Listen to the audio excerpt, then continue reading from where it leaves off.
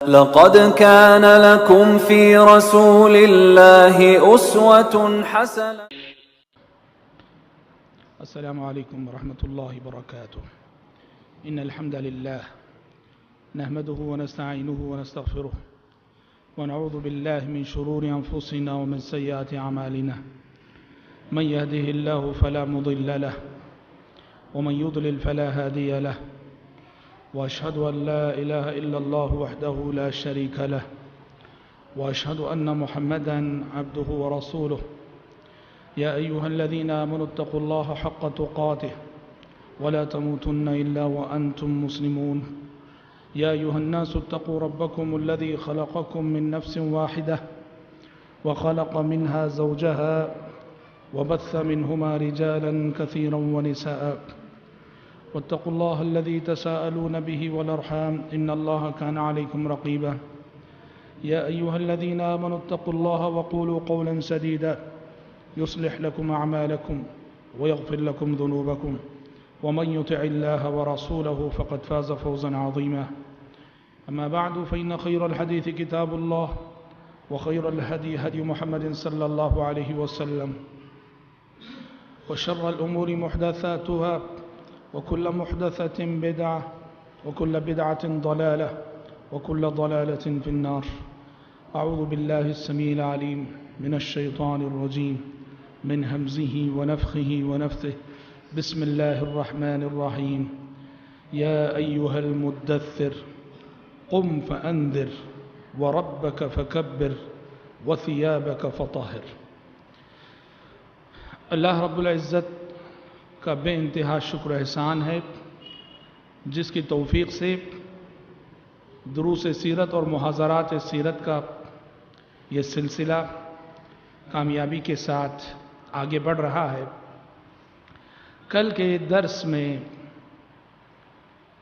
ہم نے یہ سنا تھا کہ نبی کریم صلی اللہ علیہ وسلم کے سر پر نبوت کا تاج کب رکھا گیا، کیسے رکھا گیا، اور بتایا گیا تھا کہ آپ صلی اللہ علیہ وسلم کو نبی بنائے جانے کے بعد سب سے پہلے آپ کو آپ کے مشن سے واقف کرایا گیا تھا سورہ مدثر میں کہ آپ کا مشن کیا ہے۔ قم فانذر، اللہ کے بندوں کو اللہ سے جوڑنا، نافرمانوں کو جہنم کے انجام سے ڈرانا، آنے والی قیامت سے آگاہ کرنا، یہ آپ صلی اللہ علیہ وسلم کا مشن تھا۔ اور پھر بتایا گیا کہ اس مشن کے لیے جو تیاری اور جو تربیت آپ صلی اللہ علیہ وسلم کی گئی، وہ تین بنیادی باتیں تھیں جس کی تعلیم سورہ مزمل میں دی گئی۔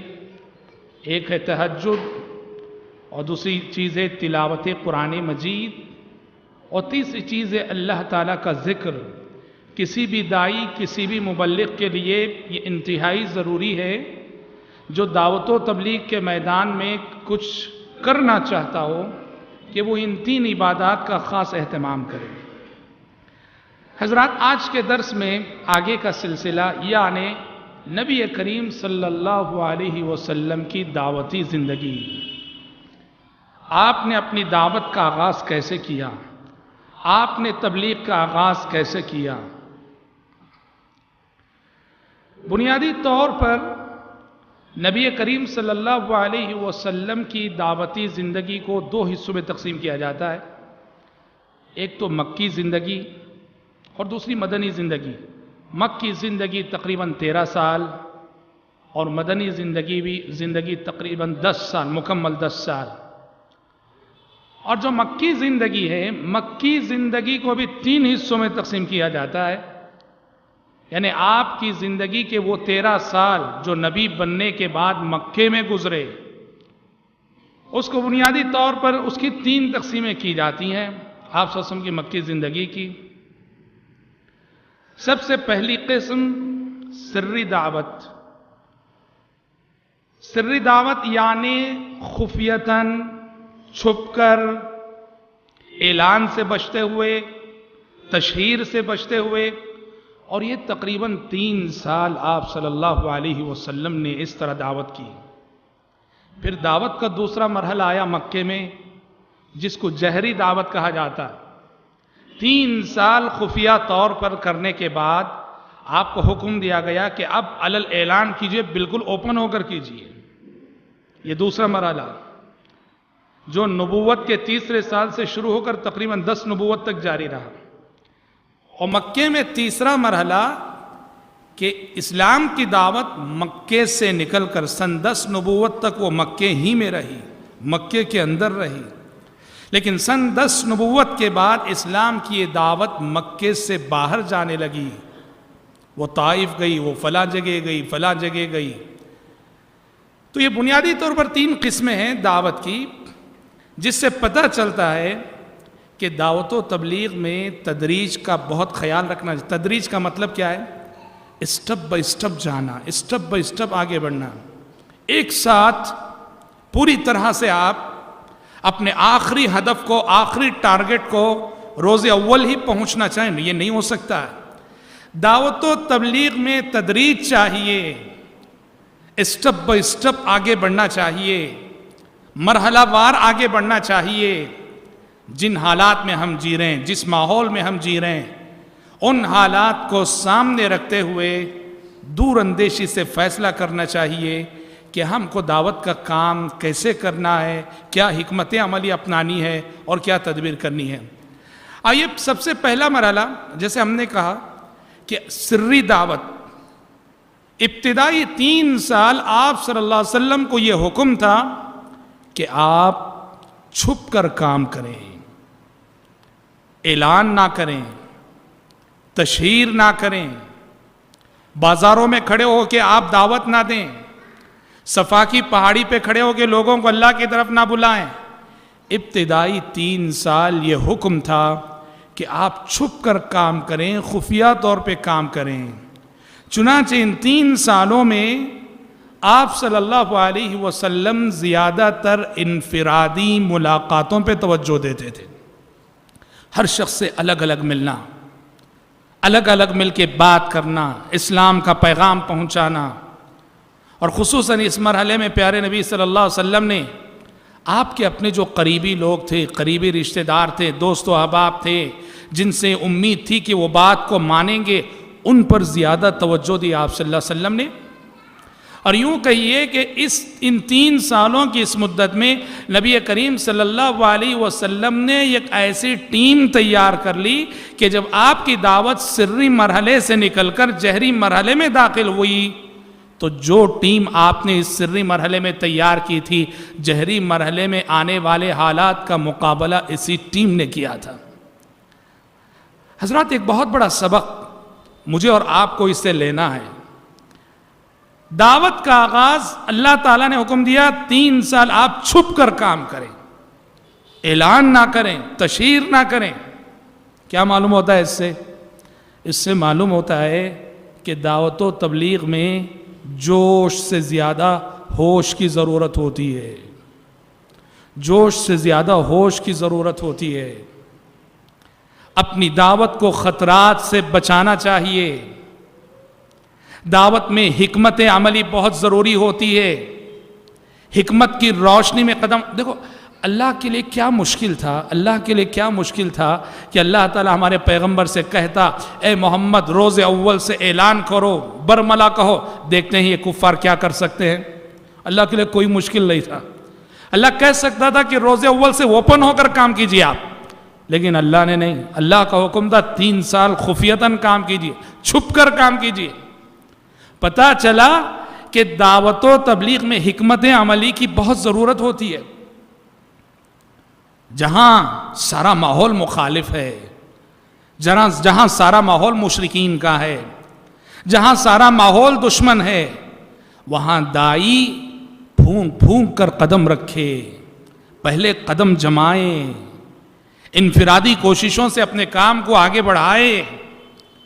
یہ بہت بڑا سبق نبی کریم صلی اللہ علیہ وسلم کی زندگی سے ہمیں ملتا ہے۔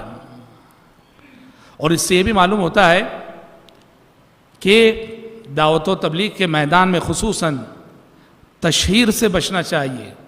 تشہیر مطلب کچھ بھی ہوا فوراً اناؤنس کر دیا آپ نے، کچھ بھی ہوا فوراً آپ نے اعلان کر دی۔ تشہیر سے دعوت کو نقصان پہنچتا ہے۔ کیسے نقصان پہنچتا ہے؟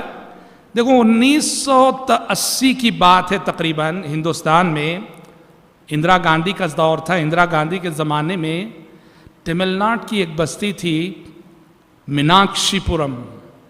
تمل ناڈو کی یہ ساری کی ساری بستی مسلمان ہو گئی، سارا گاؤں مسلمان ہو گیا۔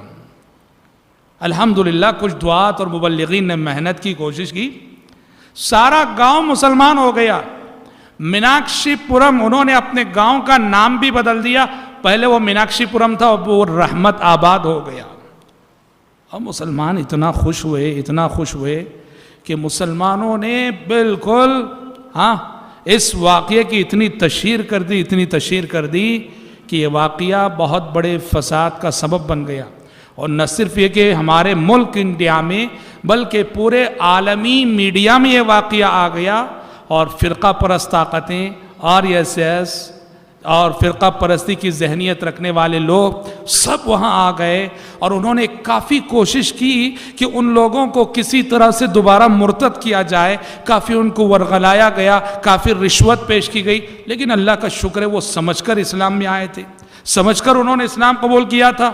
وہ واپس تو کفر میں نہیں گئے، لیکن ہوا یہ کہ یہاں غیر مسلمین بیدار ہو گئے، ہوشیار ہو گئے، اور انہوں نے یہاں مسلمانوں کے سامنے رکاوٹیں کھڑی کرنی شروع کر دیں، اور یہ بات شروع ہو گئی کہ ہندوستان میں تبدیلی مذہب کی جو اجازت ہے، انڈین لا میں یہ جو پرمیشن ملتا ہے، ہر شخص اپنی پسند کے مطابق جو مذہب چاہے اختیار کر سکتا ہے، اس کو قانون کو روکنا چاہیے، اس قانون کو بدلنا چاہیے، ورنہ سارے ہندو مسلمان ہو جائیں گے اور یہ ملک مسلم ملک ہو جائے گا۔ کافی ہنگامہ ہوا۔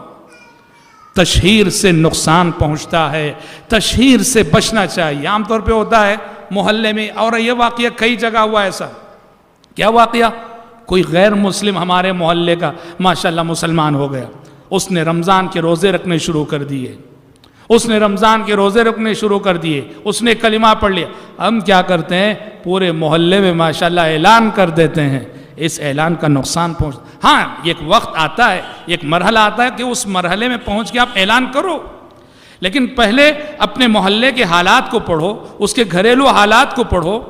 ایک نو مسلم جب اسلام قبول کرتا ہے، عام طور پر جو ریورٹس ہوتے ہیں، نو مسلم ہوتے ہیں، ان کے سامنے حالات اس بات کا تقاضا کرتے ہیں کہ وہ شروع میں چند مہینوں کے لیے یا چند سالوں کے لیے اپنے اسلام کو گھر والوں سے چھپائے رکھتے ہیں، اور اسلام اس بات کی انہیں پرمیشن بھی دیتا ہے۔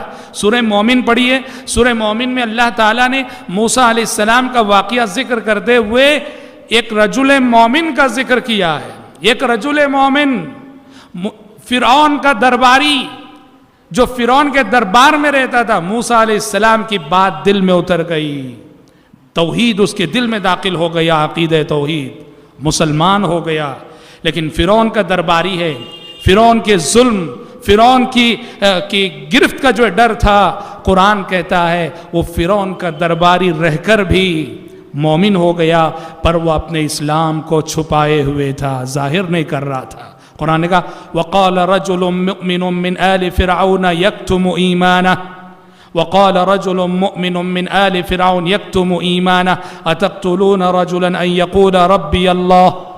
ایک وقت آیا، یہی درباری جو اپنے ایمان کو چھپائے ہوئے تھا دل میں، اس نے کبھی ظاہر نہیں کیا تھا کہ میں مسلمان ہوں، اس نے ایک وقت آیا، اس نے خود نصیحت کی اپنے ساتھیوں کو، اپنے دوسرے درباریوں کو۔ تو پتہ چلتا ہے کہ دعوت کے میدان میں تشہیر، خامخواہ کی تشہیر سے اجتناب کرنا چاہیے، بچنا چاہیے۔ ہمارا مقصد ہے کہ اللہ کے بندے ہدایت پائیں، دنیا جانے نہ جانے، اللہ جان لے اتنا کافی ہے۔ ہم کیا کر رہے ہیں، ہم سے کیا ہو رہا ہے، ہم سے کتنے لوگ مسلمان ہو رہے ہیں، رب العالمین جان لے تو کافی ہے۔ تو دعوت و تبلیغ کے میدان میں تشہیر سے پرہیز کرنا چاہیے۔ تو الحمدللہ آپ صلی اللہ علیہ وسلم کی دعوت کے ابتدائی 3 سال اس طرح سے سری مرحلے کے کہلاتے ہیں، جہاں آپ نے علل اعلان کام کرنے کے بجائے چھپ چھپ کر کام کیا اور انفرادی ملاقاتوں پہ توجہ دی۔ اور مشہور بات ہے کہ جب آپ نے دعوت کا کام شروع کیا، کون سب سے پہلے مسلمان ہوئے؟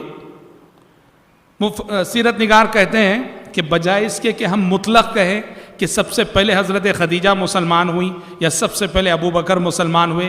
یوں کہنا چاہیے کہ مردوں میں سب سے پہلے ابو بکر مسلمان ہوئے رضی اللہ عنہ، عورتوں میں سب سے پہلے خدیجہ رضی اللہ عنہ مسلمان ہوئی، بچوں میں سب سے پہلے علی بن ابی طالب رضی اللہ عنہ مسلمان ہوئے، غلاموں میں سب سے پہلے زید بن حارثہ مسلمان ہوئے رضی اللہ عنہ.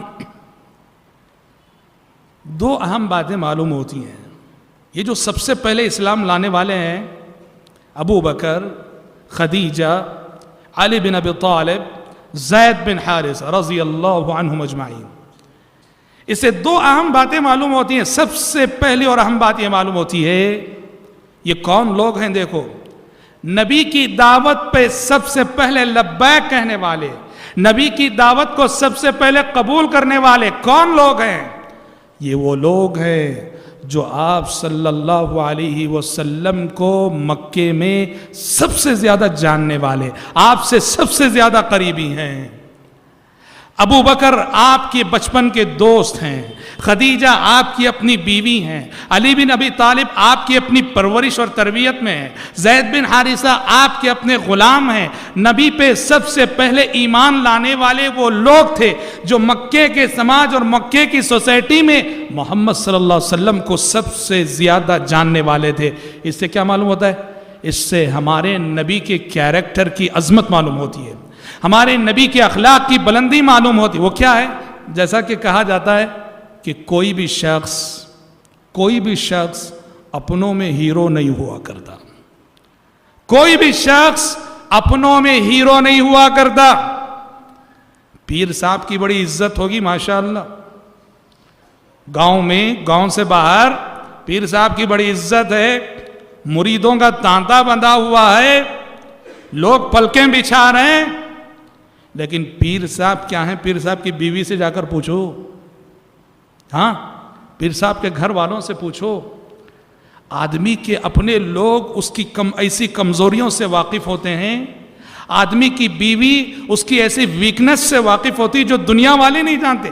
اسی لیے کوئی بھی شخص اپنوں میں ہیرو نہیں بنوا کرتا، کیونکہ اپنے اس کی کمزوریوں کو جانتے ہیں، اس کی ذاتی زندگی کا جو ویکنس رہتے ہیں اس کو جانتے ہیں.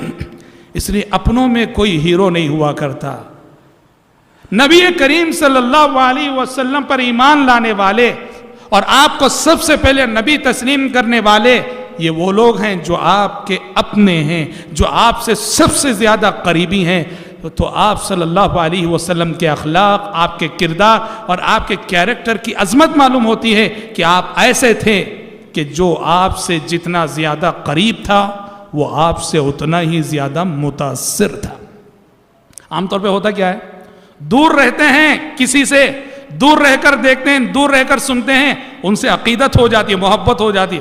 جب اس سے قریب ہو جاؤ وہ محبت کم ہونے لگتی ہے، کیونکہ قریب ہونے پر اس کی زندگی کی کچھ ایسی کوتاہیاں ہمیں نظر آتی ہیں جو دور رہ کر ہمارے علم میں نہیں آئی. تو دور رہ کر جتنا ہم نے چاہا تھا، قریب ہونے کے بعد وہ محبت کم ہوتی جاتی ہے.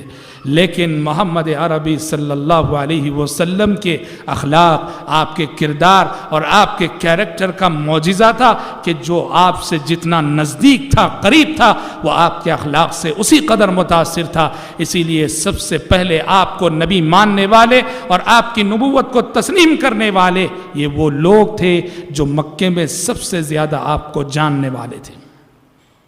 اور حضرات، دوسری اور اہم بات جو یہ سب سے پہلے ایمان لانے والوں کو دیکھنے سے معلوم ہوتی ہے وہ یہ ہے کہ دعوت و تبلیغ کرتے ہوئے، انسانوں کی رہنمائی کرتے ہوئے، بگڑے انسانوں کی اصلاح کرتے ہوئے ایک داعی اور مبلغ کو چاہیے کہ وہ سبھی لوگوں کو اہمیت دے. عام طور پہ ہوتا کیا ہے، بعض داعیوں، بعض دعات سے غلطی ہوتی ہے کہ وہ چاہتے ہیں کہ صرف جو ایجوکیٹڈ طبقہ اسی میں کام کریں. کوئی ہے جو کہتا ہے نہیں، ہم کو برہمنوں میں کام کرنا چاہیے. یہ SC/ST کے ہندو تو وہ نچلے ذات کے ہیں، ہم کو برہمنوں میں کام کرنا چاہیے. یہ اونچے ذہن کے لوگ ہیں، یہ اونچے لوگ ہیں، یہ اگر مسلمان ہو گئے تو بڑا فائدہ. دوسرے، ہمیں اس بات سے انکار نہیں کہ آپ ایجوکیٹڈ طبقے میں کام کیجئے الحمدللہ، آپ برہمنوں میں کام کیجئے الحمدللہ، لیکن آپ غریبوں کو نظر انداز نہ کیجئے، آپ SC/ST کے ہندوؤں کو نظر انداز نہ کیجئے، آپ کمزور طبقات کو نظر انداز نہ کیجئے۔ دعوت و تبلیغ میں سب کو اہمیت دینی چاہیے۔ دیکھو آپ صلی اللہ علیہ وسلم پہ ایمان لانے والے کون ہیں؟ اس میں غلام بھی ہیں، اس میں آزاد بھی ہیں، اس میں مرد بھی ہیں، اس میں عورتیں بھی ہیں، اس میں بڑے بھی ہیں اور اس میں بچے بھی ہیں، سبھی طبقات۔ روز اول سے پیارے نبی نے سب کو ٹارگٹ کیا۔ آپ پر ایمان لانے والوں میں بچے بھی ہیں، بڑے بھی ہیں، مرد بھی ہیں، عورتیں بھی ہیں، آزاد بھی ہیں، غلام بھی ہیں۔ تو لہٰذا دعات اور مبلغین کو چاہیے کسی کو ہمارا مقصد کیا ہے؟ ہمارا مقصد جہنم کی طرف بڑھتی ہوئی انسانیت کو جہنم کی آگ سے بچانے کی کوشش کرنا، یہ ہمارا مقصد ہے، یہ ہمارا مشن ہے۔ وہ برہمن ہو، وہ SC/ST کا ہندو ہو، وہ یہودی ہو، وہ کرسچن ہو، وہ کوئی بدعتی ہو، وہ کوئی خرافی ہو، وہ امیر ہو، وہ غریب ہو، سب برابر ہیں۔ ہمارا مقصد ہے دعوت کا کام کر کے اللہ کے بندوں کو سیدھی راہ پر کی طرف بلانا، جنت کے راستے کی طرف بلانا اور جہنم کی آگ سے بچانا۔ یہی وجہ ہے آپ صلی اللہ علیہ وسلم کی زندگی میں آپ دیکھیں گے کوئی مریض بیمار جو کہ بستر مرگ پہ تڑپ رہا ہو، جس کی سانس ختم ہونے والی ہو، جس کی زندگی کی آخری سانسیں چل رہی ہوں، پیارے نبی یہ سو اب تو اس کی زندگی تو ختم ہے، اس کو دعوت کر کے کیا فائدہ، اس کو تبلیغ کر کے کیا فائدہ؟ کبھی ایسا نہیں سوچے اللہ کے نبی۔ اگر کوئی مریض ہے، بیمار ہے، بستر مرگ پہ تڑپ رہا ہے، پیارے نبی کی کوشش یہ ہوتی کہ نزع کا عالم آنے سے پہلے، سکرات کا عالم آنے سے پہلے کسی طرح یہ نادان کلمہ تو پڑھ لے۔ بخاری شریف کی بہت مشہور روایت ہے، وہ یہودی بچہ، وہ یہودی نوجوان جو پیارے نبی کی خدمت کیا کرتا تھا، پیارے نبی کی خدمت کیا کرتا تھا، وہ یہودی نوجوان بیمار ہو گیا اور آپ صلی اللہ علیہ وسلم کو پتہ چلا کہ وہ بیمار ہو گیا ہے اور حالت دیگرگوں ہے۔ آپ صلی اللہ علیہ وسلم تشریف لے گئے اس کی عیادت کے لیے۔ اس کا یہودی باپ سرانے بیٹھا ہے، پیارے نبی نے دیکھا کہ حالت غیر ہے اس کی۔ آپ کو لگا کہ شاید اب یہ چند لمحوں کا مہمان ہے، چند منٹوں کا مہمان ہے اور اس کی زندگی کی بس چند سانسیں باقی رہ گئی ہیں۔ پیارے نبی نے یہ نہیں کہا کہ اب یہ تو دنیا سے جا رہا ہے، کیا فائدہ اس کو کلمہ پڑھنا ہی۔ پیارے نبی نے فوراً کوشش کی، فوراً تلقین کی۔ آپ نے اس سے کہا کہ کلمہ پڑھ لو، کلمہ پڑھ لو۔ وہ یہودی نوجوان اپنے باپ کو دیکھنے لگا، باپ کیا سمجھے گا؟ اور اس وقت باپ بھی مہربان ہو گیا۔ باپ نے دیکھا کہ بیٹا گویا پرمیشن چاہ رہا ہے کلمہ پڑھنے کا، باپ نے بھی کہہ دیا اطع ابا القاسم، کہا کہ ابو القاسم کی بات مان جاؤ۔ ہمارے نبی صلی اللہ علیہ وسلم کی کنیت تھی ابو القاسم، تو باپ نے کہا اطع ابا القاسم، ابو القاسم کی بات مان جاؤ۔ جیسے ہی باپ نے کہا مان جاؤ، اس یہودی نوجوان کی زبانی کلمہ نکلا، اشہد ان لا الہ الا اللہ واشہد ان محمدا عبدہ ورسولہ۔ اور ادھر کلمہ نکلا اور تھوڑی دیر میں اس کی روح قفس عنصری سے پرواز کر گئی، انتقال کر گیا۔ پیارے نبی کو اس بات کا رنج نہ ہوا، غم نہ ہوا، دکھ نہ ہوا کہ آپ کا ایک خدمت گزار دنیا سے چلا گیا۔ آپ کو اس بات کی خوشی ہوئی کہ مرنے سے پہلے کلمہ پڑھ کے جہنم کی آگ سے بچ گیا۔ آپ وہاں سے یہ کہتے ہوئے نکلے، الحمدللہ الذی انقذہ بی من النار، تمام تعریفیں اس اللہ کے لیے ہیں جس نے میرے ذریعے سے اس شخص کو نارے جہنم سے بچا لیا۔ دیکھیے بڑی بات ہے، کسی شخص کو حقیر نہ جانو، جب تک آخری سانس باقی ہے محنت کرو، کوشش کرو۔ کسی کو اس کی غربت کی وجہ سے، کسی کو اس کے عذر کی وجہ سے، کبھی کسی کو حقیر نہ سمجھو۔ سارے بندے اللہ کے بندے ہیں، سارے انسان اللہ کے بندے ہیں، شیطان نے انہیں گمراہ کر رکھا ہے۔ ہر ایک کو اہمیت دو دعوت میں۔ سوچو وہ مشہور واقعہ جب پیارے نبی صلی اللہ علیہ وسلم رؤسائے قریش سے مخاطب تھے، مکے میں قریش کے بڑے بڑے سرداروں سے بات کر رہے تھے آپ صلی اللہ علیہ وسلم، اسلام کی تبلیغ کر رہے تھے۔ اتنے میں عبداللہ بن ام مکتوم آ گئے۔ عبداللہ بن ام مکتوم کون ہے؟ عبداللہ بن ام مکتوم ایک نابینا صحابی ہیں، اندھے صحابی ہیں. پیارے نبی قریش کے بڑے بڑے سرداروں اور کافروں سے بات کر رہے ہیں، انہیں سمجھا رہے ہیں. عبداللہ بن ام مکتوم آ گئے اور پیارے نبی سے کچھ پوچھنے لگے. وہ پیارے نبی سے کچھ سننا چاہ رہے، پوچھنے لگے. اور ادھر پیارے نبی صلی اللہ علیہ وسلم چونکہ وہ مکے کے سرداروں سے کافروں سے بات کر رہے تھے، آپ نے ذرا سی بے توجہی کا مظاہرہ کر دیا. آپ عبداللہ بن ام مکتوم کی جانب متوجہ نہ ہوئے. آپ نے عبداللہ بن ام مکتوم کو اہمیت نہ دی. عبداللہ بن ام مکتوم وہ پوچھ رہے ہیں اور پیارے نبی رؤسائے قریش ہی سے مخاطب ہیں. آسمان سے فوراً وحی آ گئی. آسمان سے فوراً وحی آ گئی. عبس وتولى ان جاءه الاعمى وما يدريك لعله يزكى او يذكر فتنفعه الذكرى اما من استغنى فانت له تصدى وما عليك الا يزكى واما من جاءك يسعى وهو يخشى فانت عنه تلهى. کہا کہ پیغمبر ایک نابینا آپ کے پاس آ گیا جو سننا چاہ رہا تھا، آپ کی بات ماننا چاہ رہا تھا. آپ نے اس سے بے توجہی برتی اور آپ کے چہرے پہ جو ہے آپ کے چہرے کے تیور بدل گئے، جبکہ آپ ان لوگوں کے پیچھے پڑے ہوئے ہیں جو کہ آپ کی بات کو سننا نہیں چاہ رہے، ماننا نہیں چاہ رہے. اللہ اکبر. دیکھو آسمان سے وحی آ گئی کہ ایک اندھا ہے، وہ آپ اسلام کی بات سننا چاہ رہا ہے. اللہ اور اس کے رسول کی بات حقیر نہ سمجھو، اس اندھے کو بھی اللہ کا پیغام فوراً پہنچاؤ.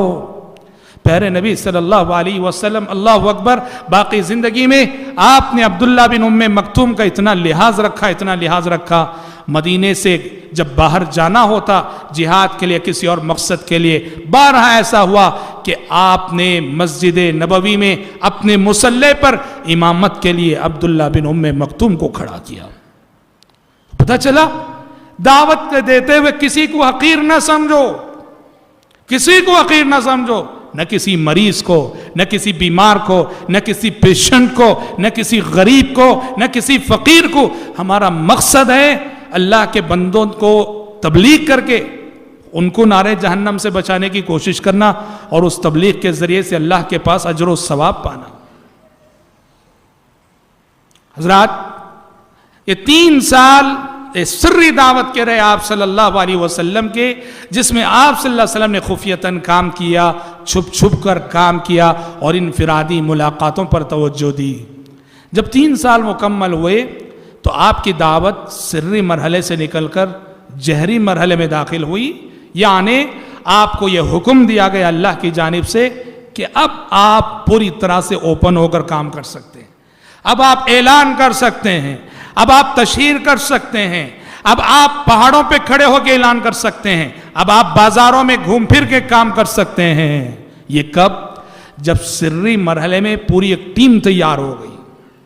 سری مرحلے میں پوری ایک اچھی خاصی ٹیم آپ نے تیار کر لی. ابو بکر جیسے ہی مسلمان ہوئے تھے، ابو بکر صدیق رضی اللہ عنہ داعی بن گئے اور اسی سری مرحلے 3 سالوں کے اندر ابو بکر صدیق کے ذریعے بڑے بڑے لوگ اسلام میں آ گئے. عثمان بن عفان رضی اللہ عنہ ابو بکر کے ذریعے مسلمان ہوئے. عبد الرحمن بن عوف رضی اللہ عنہ ابو بکر کے ذریعے مسلمان ہوئے. سعد بن ابی وقاص رضی اللہ عنہ ابو بکر کے ذریعے مسلمان ہوئے. طلحہ بن عبید اللہ رضی اللہ عنہ ابو بکر کے ذریعے مسلمان ہوئے. اور یہ وہ نام ہے کہ جنہیں سابقین اولین کہا جاتا ہے اور جنہیں عشرہ مبشرہ بالجنہ کہا جاتا ہے. یہ ٹیم کہاں تیار ہوئی؟ اسی دعوت کے سری مرحلے میں، جہاں آپ صلی اللہ علیہ وسلم نے پوری طرح سے انفرادی کوششوں پہ توجہ دی. جب پوری ٹیم تیار ہو گئی تب اللہ تعالیٰ نے آسمان سے وحی نازل فرمائی. کون سی وحی؟ 2 آیتیں. 2 آیتیں تھیں. ان 2 آیتوں کے نازل ہونے کے بعد آپ کی دعوت سری مرحلے سے نکل کر جہری مرحلے میں داخل ہوئی. پہلی آیت تھی فاصدع بما تؤمر واعرض عن المشرکین.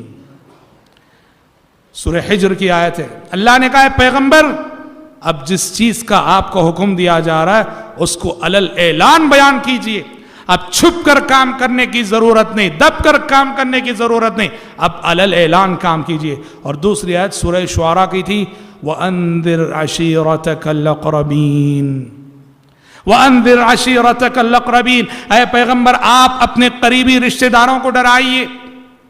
یہ دو آیتیں جیسے ہی نازل ہوئی، پیارے نبی صلی اللہ علیہ وسلم جو اب تک چھپ کر کام کر رہے تھے، آپ پوری طرح سے نمایاں ہو کر مکے کے سماج اور مکے کی سوسائٹی کے سامنے آ گئے۔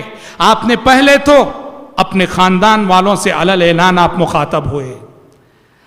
آپ بنو ہاشم کے تھے، بنو ہاشم اور قریش کی بہت ساری شاخیں تھیں، آپ نے سب کو مخاطب ہو کے کہا یا بنی عبد مناف انقذوا انفسکم من النار فانی لا اغنی عنکم من اللہ شیئا ویا بنی عبد المطلب انقذوا انفسکم من النار فانی لا اغنی عنکم من اللہ شیئا۔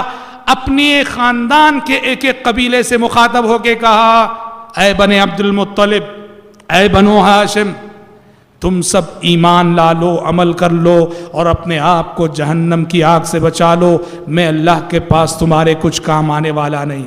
اور پھر اسی خطاب میں آپ اپنی بیٹی لختے جگر فاطمہ سے مخاطب ہو کے آپ نے کہا تھا وَيَا فَاطِمَةَ أَنقِذِي نَفْسَكِ مِنَ النَّارِ فَإِنِّي لَا أُغْنِي عَنْكِ مِنَ اللَّهِ شَيْئًا۔ اے فاطمہ، ایمان لا لے، عمل کر لے اور اپنے آپ کو جہنم کی آگ سے بچا لے، یاد رکھ میں اللہ کے پاس تیرے کچھ کام نہیں آ سکتا۔ باپ ہوں سلینی من مالی ما شئت، باپ ہونے کی حیثیت سے دولت چاہے مال چاہے لے لے مجھ سے، لیکن اے فاطمہ ایسا نہ ہو کہ دنیا میں عمل کرنے میں کوتاہی کر لے اور کل حشر کے میدان میں آ کے کہے کہ ابا جان ذرا سفارش کر دیجئے، میں کچھ کام آنے والا نہیں ہوں۔ پھر آپ صلی اللہ علیہ وسلم صفا کی پہاڑی، مکے کی بہت مشہور پہاڑی تھی، صفا کی پہاڑی کہا جاتا ہے، آپ پہاڑ پہ چڑھ گئے۔ پہاڑ پہ چڑھ کر آپ صلی اللہ علیہ وسلم نے ایک آواز دی، ایک ندا دی۔ آپ کی آواز کو سن کر سارا مکہ امڑ آیا۔ آپ سب پہاڑ کی چوٹی پہ کھڑے ہیں اور سارا مکہ آپ کے سامنے کھڑا ہے۔ آپ نے لوگوں سے کہا لوگوں بتاؤ، تم نے مجھے 40 سال سے جان رکھا ہے، بتاؤ کہ تم نے مجھے سچا پایا ہے کہ جھوٹا؟ سارے لوگوں نے ایک زبان ہو کے جواب دیا کہ اے محمد، زندگی میں کبھی آپ کی زبانی کوئی جھوٹی بات ہم نے نہیں سنی ہے، آپ صادق ہیں، آپ امین ہیں، آپ سچے ہیں۔ پیارے نبی نے کہا جب مجھے صادق، امین اور سچا مانتے ہو تو سن لو، اگر میں یہ کہوں تو کیا تم یقین کرو گے کہ دیکھو میں پہاڑ کی چوٹی پہ کھڑا ہوں، تم پہاڑ کے دامن میں کھڑے ہو، پہاڑ کی چوٹی پہ کھڑے ہونے کی وجہ سے میں پہاڑ کے اس طرف بھی دیکھ رہا ہوں اور اس طرف بھی دیکھ رہا ہوں، اور تم پہاڑ کے نیچے کھڑے ہو، تم صرف ایک سائڈ دیکھ رہے ہو۔ کہا کہ ہاں بالکل۔ کہا اگر میں یہ کہوں کہ پہاڑ کی اس جانب سے ایک فوج آ رہی ہے جو تم پر حملہ کرنا چاہتی ہے تو کیا تم مجھے سچا جانو گے؟ سارے مکے نے کہا کہ بالکل، ہم نے کبھی جھوٹ نہیں اگر آپ کہتے ہیں کہ پہاڑ کے اس کنارے سے کوئی فوج آ رہی ہے جو ہم پہ حملہ کرنے والی ہے، کوئی خطرہ آ رہا ہے جو ہم پہ حملہ ہونے والا ہے، ہم ضرور آپ کی بات کو مانیں گے۔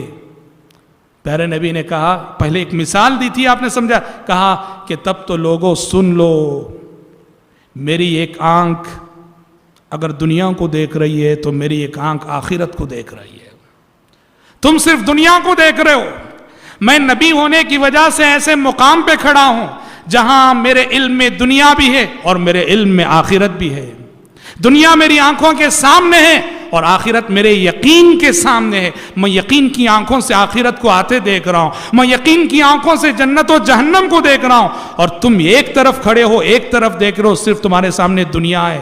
لہٰذا اے لوگو ایمان لا لو، ایمان لا لو، قولوا لا الہ الا اللہ، لا الہ الا اللہ کہہ دو، تفلحوا، کامیاب ہو جاؤ گے، تملک العرب والعجم۔ لا الہ الا اللہ کا یہ کلمہ یہ نہیں کہ صرف تمہیں آخرت میں کامیابی دلائے گا، آخرت میں جنت تو ملے گی ہی، دنیا میں بھی اس کلمے کے ذریعے سے اللہ تمہیں حکومت و خلافت عطا کرے گا، عرب و عجم کے مالک بن جاؤ گے۔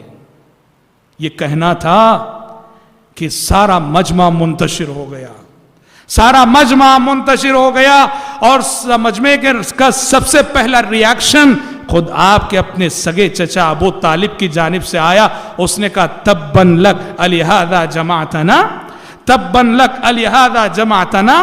کہا کہ محمد غارت ہو اس کے لیے تو نے جمع کیا ہے. ہم اپنے بتوں کو چھوڑ دیں، ہم اپنے خداؤں کو چھوڑ دیں، غارت ہو تو. اسی وقت آسمان سے وحی نازل ہو گئی، تبت یدا ابی لہب وتب ما اغنى عنه ماله وما كسب سيصلى نارا ذات لهب وامرأته حمالة الحطب في جيدها حبل من مسد. جس تباہی کی دعا بددعا اے ابو لہب تو نبی کو دے رہا ہے، وہ تباہی خود تیرے گلے کا پھندا بننے والی ہے. اس تباہی میں تو خود مبتلا ہونے والا ہے، تو اپنی بیوی کے ساتھ. حضرات یہاں ایک بات جو بہت زیادہ غور طلب، وہ کیا ہے؟ کیا سبب تھا، کیا ریزن تھا کہ پیارے نبی کو جب یہ کہا گیا کہ آپ علل اعلان کام کیجئے، آپ پہاڑی پہ کیوں چڑھے؟ پہاڑ پہ کیوں کھڑے ہوئے؟ آپ صفا کی پہاڑی پہ چڑھے ہو کہ آپ کیوں مخاطب ہوئے؟ یہ سیکھنے کی بات ہے. اور وہ یہ ریزن یہ تھا پہاڑی پہ چڑھے ہونے کا کہ پہاڑ اس دور کا اسٹیج سمجھا جاتا تھا. پہاڑ اس دور کا اسٹیج مانا جاتا تھا، کیونکہ عربوں کی روایت تھی، عربوں کی عادت تھی کہ اگر کوئی بھی شخص اپنی بستی پر کوئی خطرہ آتے دیکھتا، دشمن کو حملہ کرتے ہوئے دیکھتا، تو وہ قریب کی کسی پہاڑی پہ کھڑا ہو جاتا، اپنے کپڑے نکال لیتا، برہنہ ہو جاتا، کپڑے نکال کر کپڑا ہلا کر اعلان کرتا، پکارتا، اور بستی والے سمجھ جاتے کہ کوئی اجتماعی خطرہ آنے والا ہے، کوئی اجتماعی خطرہ آنے والا ہے جس سے یہ شخص ڈرا رہا ہے، آگاہ کر رہا ہے. یہ عربوں کا کلچر تھا، اور عرب پہاڑ کو ایک اسٹیج کے طور پر استعمال کرتے تھے. پیارے نبی صلی اللہ علیہ وسلم نے بھی دعوت و تبلیغ کے لیے اس اسٹیج کو اپنایا جو اسٹیج کے زمانے جاہلیت سے لوگ یوز کرتے ہوئے چلے آ رہے. ہاں مگر اس میں جو غلطیاں تھیں اس سے پرہیز کیا. عرب کے لوگ پہاڑ پہ کھڑے ہو کے ننگے ہو جاتے تھے، کپڑا نکال لیتے تھے، ننگے ہو کے اناؤنس کرتے تھے. وہ جو شر تھا ننگا ہونا، اس کے اندر جو خیر کا پہلو تھا اس کو اپنا لیا، اور اس کے اندر جو شر کا پہلو تھا اس سے آپ صلی اللہ علیہ وسلم نے خود کو بچایا. آپ نے نعوذ باللہ آپ کپڑے نہیں نکالے، آپ برہنہ نہیں ہوئے نعوذ باللہ. ہاں اسٹیج کو اپنایا. اس سے کیا معلوم ہوتا ہے؟ اس سے معلوم ہوتا ہے کہ ہر دور اور ہر زمانے کے لیے اس دعوت و تبلیغ کے لیے ضروری ہے کہ ہر دور کا جو اسٹیج ہوتا ہے اس اسٹیج کو اپنانا چاہیے. ہر دور کا جو اسٹیج ہوتا ہے اس اسٹیج کو اپنانا چاہیے، تبھی دعوت کا حق دعوت ادا ہو سکتا ہے، تبھی دعوت و تبلیغ کو کما حق و انجام دے سکتے ہیں کہ جس زمانے میں ہم جی رہے ہیں اس زمانے کے اسٹیج کو یوز کریں ہم دعوت کے لیے. پیارے نبی نے پہاڑ کو یوز کیا، پہاڑ پہ کھڑے ہوئے آپ صلی اللہ علیہ وسلم. اس اعتبار سے اگر دیکھیں تو ہمارے اس دور کا اسٹیج، ہمارے اس دور کا اسٹیج کیا ہے؟ اس دور کا اسٹیج، ہمارے اس دور کا اسٹیج ہے میڈیا. میڈیا اس دور کا اسٹیج ہے. دعوت و تبلیغ کے لیے ضروری ہے کہ ہم میڈیا کا استعمال کریں. اس وقت دنیا کا سارا میڈیا یہودیوں کے قبضے میں ہے، اور یہودیوں نے میڈیا کے ذریعے سے ساری دنیا کو اپنے کنٹرول میں کر رکھا ہے. اور صورتحال ایسی ہے کہ میڈیا جو دکھاتا ہے دنیا وہ دیکھ رہی ہے، میڈیا جو سناتا ہے دنیا وہ سن رہی ہے، میڈیا جو منوانا چاہتا ہے دنیا وہ مان کے چل رہی ہے. امت کا وہ طبقہ جو اعلیٰ طبقہ ہے، حکمران طبقہ ہے، جن کے ہاتھ میں وسائل ہے، امکانات ہیں، ان کے لیے ضروری ہے کہ وہ اس دور کے اسٹیج کو یوز کریں. انٹرنیٹ ہے، اس دور کا اسٹیج ہے. انٹرنیٹ ہے، اس دور کا اسٹیج ہے. ضروری ہے دعوت و تبلیغ کے لیے انٹرنیٹ کا استعمال. کیوں؟ باطل کی تبلیغ کے لیے یہ اسٹیج یوز ہو رہے ہیں، استعمال ہو رہے ہیں. انٹرنیٹ پہ جائیے، اسلام کے نام پر کرسچنوں کے ویب سائٹس ہیں، اسلام کے نام پر کرسچنوں کے ویب سائٹس ہیں. بظاہر نام دیکھو تو یوں لگے گا کہ مسلمانوں کا ویب سائٹ ہے، اور اندر جاؤ تو پورا زہر ہے. اسلام کے نام پر قادیانیوں کے ویب سائٹس ہے. نعوذ باللہ یہ یعنی کم پڑھا لکھا نوجوان اگر اس میں چلا جائے بہک جائے گا, بھٹک جائے گا. اور حق کی تبلیغ اور حق کی نشر و اشاعت کے سلسلے میں ہم میڈیا کے استعمال میں, انٹرنیٹ کے استعمال میں بہت پیچھے ہیں. باطل کے لیے استعمال کیا جا رہا ہے. ویڈیوگرافی ہے. کیوں ویڈیوگرافی ہو رہی ہے؟ اسلام میں شوقیہ ویڈیوگرافی حرام ہے. ایک شخص شوقیہ ویڈیوگرافی کرتا ہے شوق کے لیے, شادی ہو رہی ویڈیوگرافی کرے, حرام ہے. لیکن ویڈیوگرافی دعوت و تبلیغ کی مجلسوں میں اہل علم نے کیوں اجازت دی؟ خطبہ ہو رہا ہے, تبلیغ ہو رہی ہے, تقریر ہو رہی ہے, واعظ و نصیحت ہو رہی ہے, کیوں اجازت دیے؟ اس لیے کہ یہ اس دور کا اسٹیج ہے. اس دور کا اسٹیج ہے کہ اگر آپ کا کوئی پروگرام کسی ٹی وی چینل پہ آتا ہے, ایک ساتھ ہزاروں نہیں لاکھوں کی تعداد میں دنیا دیکھے گی, اور بعض چینل ایسے کروڑوں کی تعداد میں دنیا دیکھے گی. ہمارے پڑوسی ملک کا چینل ہے, ہمارے پڑوسی ملک کا کیو ٹی وی. آپ جانتے ہیں کہ ورلڈ لیول پہ اس چینل نے کتنا فساد مچایا اور کتنے لوگوں کے عقیدے اس نے خراب کیے. نعوذ باللہ. کم علم لوگ, بے علم لوگ اس چینل میں جو غلط پروگرام آتے ہیں جس سے بد عقیدگی پھیلتی ہے, کتنے لوگوں کے عقیدے خراب ہوئے. اگر ہم حق کے لیے ان چینلوں کو یوز نہ کریں تو کہنا یہ ہے کہ اگر پیارے نبی نے پہاڑ کو اس لیے یوز کیا کہ پہاڑ اس دور کا اسٹیج تھا, تو آج حق کی تبلیغ کے لیے, حق کی نشر و اشاعت کے لیے ان اسٹیجوں کو یوز کرنا ضروری ہو گیا. وہ جو چینلز ہیں, ٹیلی ویژنز ہیں, یا پھر ایک انٹرنیٹ ہے, جی میڈیا ہے, دعوت و تبلیغ کے لیے, حق کی نشر و اشاعت کے لیے حضرات بے انتہا ضروری ہے کہ دعات اور مبلغین, حکمران طبقہ جو ہے ان وسائل اور امکانات کو بروئے کار لائے اللہ کے پیغام کو اللہ کے بندوں تک پہنچانے کے لیے. اور جیسے ہی آپ صلی اللہ علیہ وسلم کی دعوت جہری مرحلے میں داخل ہوئی, آپ نے اوپن ہو کر کام کرنا شروع کیا, علل اعلان کام کرنا شروع کیا. یوں کہیے کہ یہاں سے امتحانات کا ایک سلسلہ شروع ہو گیا. یہاں سے امتحانات کا ایک سلسلہ شروع ہو گیا, آزمائشوں کا ایک سلسلہ شروع ہوا. مشرکین مکہ نے آپ کی دعوت کے آگے رکاوٹ بننے کے لیے کیا کیا منصوبے کیے, کیا کیا پلاننگ کی, اور کیسے کیسے مسلمانوں کو ستایا, اور نتیجے میں مسلمانوں کو کیا عملی اقدامات کرنے پڑے. یہ سب ہم انشاءاللہ اپنے آنے والے کل کے درس میں سنیں گے. ہم سنیں گے کہ صحابہ نے کیسی قربانیاں دیں, صحابہ نے کیسی قربانیاں دیں, مردوں نے, عورتوں نے, بچوں نے, غلاموں نے اسلام کے لیے کیسی قربانیاں دیں. یہ ساری باتیں ہم اپنے آنے والے درس میں کل سنیں گے. آج اسی پر اکتفا کرتے ہوئے اللہ تعالیٰ سے دعا کرتے ہیں کہ رب العالمین ہم سب کو, آپ سب کو سیرت رسول کی تعلیمات کو اپنی عملی زندگی میں نافذ کرنے کی توفیق عطا فرمائے. آمین. وآخر دعوانا الحمدللہ رب العالمین.